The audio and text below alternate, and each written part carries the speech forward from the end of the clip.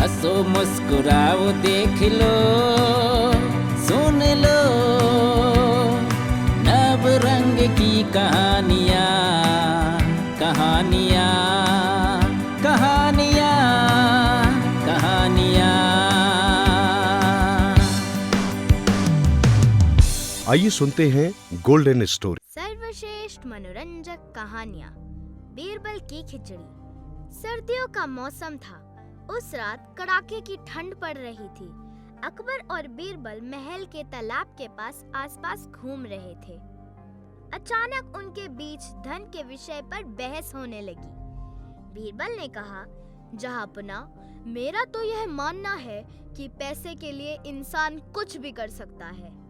नहीं बीरबल, इस संसार में पैसे ही सब कुछ नहीं होते हैं। बादशाह अकबर बोले, क्षमा करे जहांपना, गरीब आदमी कई बार धन पाने के लिए किसी भी तरह का कष्ट सहने को तैयार हो जाता है। बीरबल बोले, परंतु अकबर बीरबल की बात सुन ही नहीं रहे थे और उससे सहमत भी नहीं थे। बादशाह अकबर ने बीरबल से कहा, क्या तुम सोचते हो कि पैसे के लिए कोई इंसान कुछ भी कर सकता है और रात में इस ठंडे तालाब में रह सकता है? पूरी रात इसी में काटनी पड़ेगी। बेशक, मैं आपको ऐसा इंसान खोजकर दिखा सकता हूँ, बीरबल ने कहा। बादशाह अकबर बोले, अगर कोई व्यक्ति इस ठंडे पानी के बीच पूरी रात बिता दे तो मैं उसे सोने की 1000 मोहरें दे सकता हूँ। फिर अगले दिन बीरबल एक दुबले पतले और गरीब आदमी को लेकर दरबार में आए, जो चुनौती लेना चाहता था।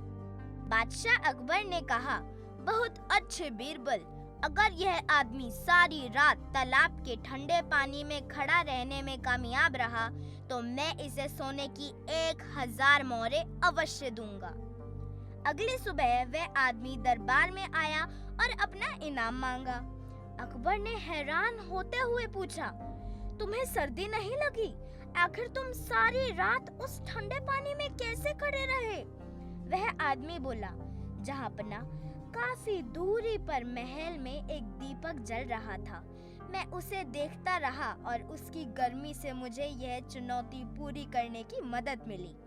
यह सुनकर बादशाह अकबर को बहुत गुस्सा आया। वह बहुत क्रोधित हुए।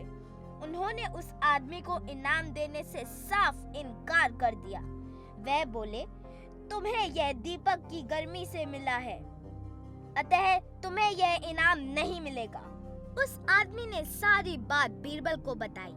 बीरबल अकबर को सबक सिखाना चाहते थे। वह अगले दिन दरबार में नहीं गए। अकबर ने अपने एक दरबारी को भेजा कि वह बीरबल को बुलाकर लाए।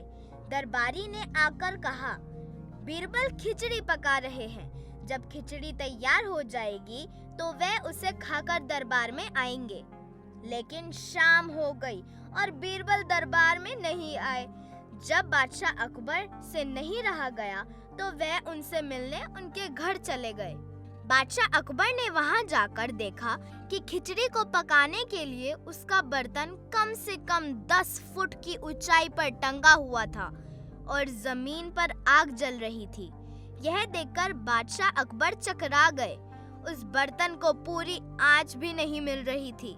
तुम चाहो तो इतने बहुत दिन लगा लो, यह खिचड़ी नहीं पकने वाली, अकबर ने कहा। बीरबल बोले, जहांपना, जब इस बर्तन की खिचड़ी इतनी ऊंचाई से नहीं पक सकती है तो उस इंसान को इतनी काफी दूरी से गर्मी कैसे मिलेगी, वो भी एक छोटे दीपक से। बादशाह अकबर समझ गए कि बीरबल उन्हें क्या समझाना चाहते हैं।